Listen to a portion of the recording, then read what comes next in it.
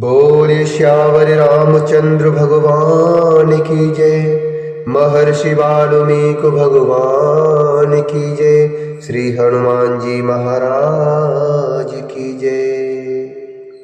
श्रीमद् वाल्मीकि रामायण के अयोध्या कांड के 89वें सर्ग में आज हम प्रवेश करेंगे और जिसमें वर्णन है भरत का सेना सहित गंगा पार करके भरद्वाज के आश्रम पर जाना। भरत जी का सेना सहित गंगा जी को पार करने के बाद भरत जी के आश्रम में पहुंच जाना। श्रृंगवेरपुर में ही गंगा के तट पर रात्रि को बिताकर रघुकुल नंदन भरत प्रातः काल उठे और शत्रुघ्न से इस प्रकार बोले, हे शत्रुघ्न उठो। शत्रुघ्नो तिष्ठ किम, शत्रुघ्नो तिष्ठ किम, शेषे निषादाधिपतिं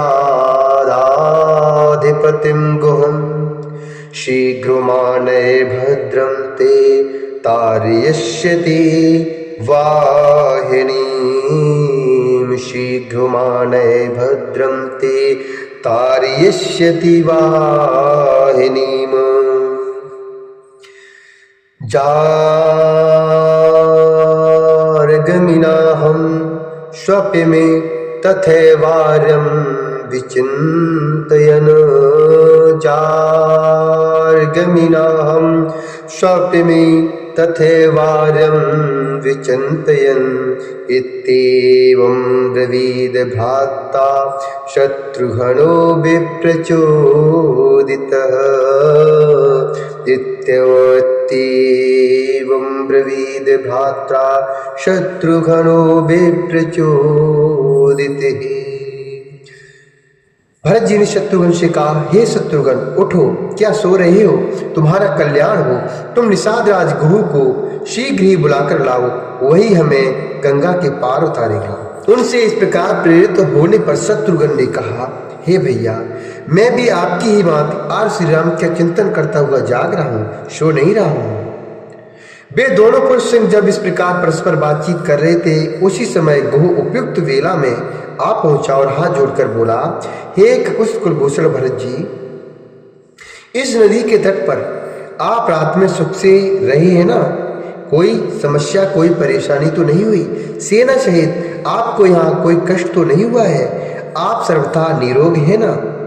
गुह के स्नेह पूर्वक कहे गए इस वचन को सुनकर श्री राम के अधीन रहने वाले भरत ने यूं कहा, हे बुद्धिमान निषाद राज, हम सब लोगों की रात बड़े सुख से बीती। तुमने हमारा बड़ा सत्कार किया है। अब ऐसी व्यवस्था करो कि जिससे तुम्हारे मल्लाह बहुत सी नौकाओं द्वारा हम सबको गंगा के पार उतार दे। भरत का यह आदेश सुनकर गुरु तुरंत अपने नगर में गया और भाई बंधुओं से बोला, उठो जागो, सदा तुम्हारा कल्याण हो। नौकाओं को खींचकर घाट पर ले आओ, भरत की सेना को गंगा जी के पार उतारूंगा। भरत की सेना को गंगा जी के पार उतारूंगा। गुरु के इस प्रकार कहने पर अपने राजा की आज्ञा से सभी मल्लाह शीघ्र ही उठ खड़े हुए और चारों ओर से 500 नौकाओं को एकत्रित कर लिया और एकत्र करने के बाद में गंगा जी के तट पर ले आए। इन सब के अतिरिक्त कुछ स्वस्तिक नाम से प्रसिद्ध नौकाएं थीं, जो स्वस्तिक के चिन्हों से अलंकृत होने के कारण उन्हीं चिन्हों से पहचानी जाती थी। उन पर ऐसी पताकाएं फहरा रही थीं जिनमें बड़ी बड़ी घंटियां लटक रही थीं। स्वर्ण आदि के बने हुए चित्रों से उन नौकाओं की विशेष शोभा हो रही थी।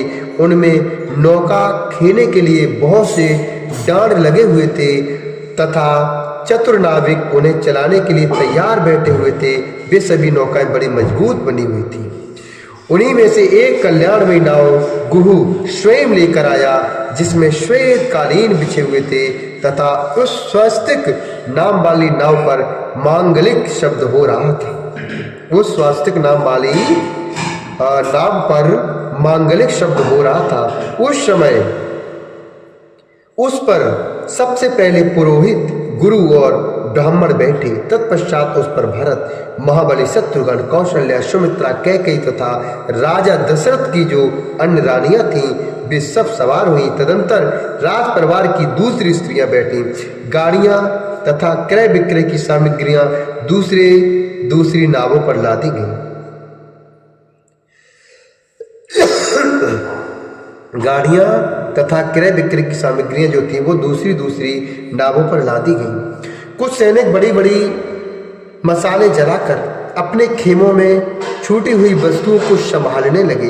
कुछ लोग शीघ्रता पूर्वक घाट पर उतरने लगे तथा बहुत से सैनिक अपने अपने सामान को यह मेरा है इस तरह पहचान कर उठाने लगे। उस समय जो महान कोलाहल मचा वह आकाश में गूंज उठा। उन सभी नावों पर पताकाएं फहरा रही थीं। सबके ऊपर खेने वाले कई मल्लाह बैठे हुए थे।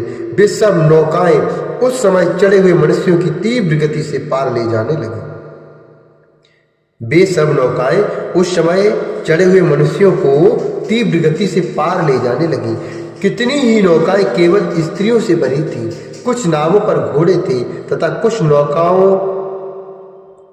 कुछ नौकाएं गाड़ियों, उनमें जोते जाने वाले घोड़े, खच्चर, बैल आदि वाहनों से बहुमूल्य रत्न आदि को ढो रही थी।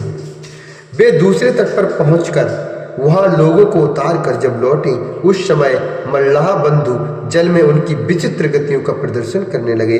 बैजयंती पताकाओं से शोभित होने वाली हाथी महावतों से प्रेरित होकर स्वयं ही नदी पार करने लगे। बैजयंती पताकाओं से सुशोभित होने वाले हाथी महावतों से प्रेरित होकर स्वयं ही नदी पार करने लगे। उस समय वे पंखधारी पर्वतों के समान प्रतीत होते थे। कितने ही मनुष्य नावों पर बैठे थे और कितने ही बांस तथा तिनकों से बने हुए बेड़ों पर सवार थे।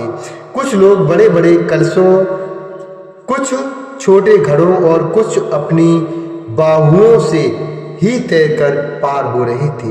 इस प्रकार मल्लाहों की सहायता से वह सारी पवित्र सेना गंगा के पार उतारी गई।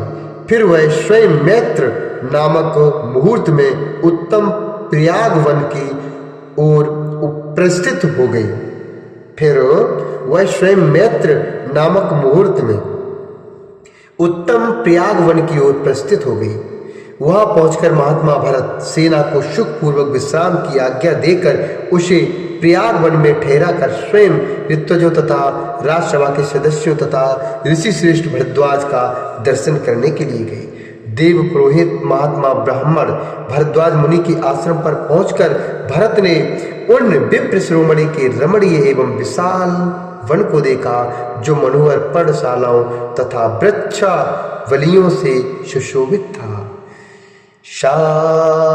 ब्राह्मणस्याश्रमम्भ्योपेत्य महात्मनो देवी पुरोहितस्य ददर्श रम्योटोज्यवृक्षदेशं महद्वनं विप्रवर्षरम्यं ददर्श रम्योटजवृक्षदेशं महद्वनं विप्ररम्यम्।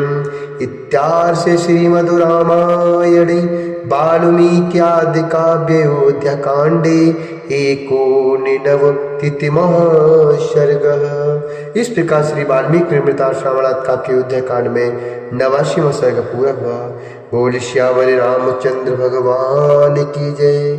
श्री हरिनारायण भगवान की जय।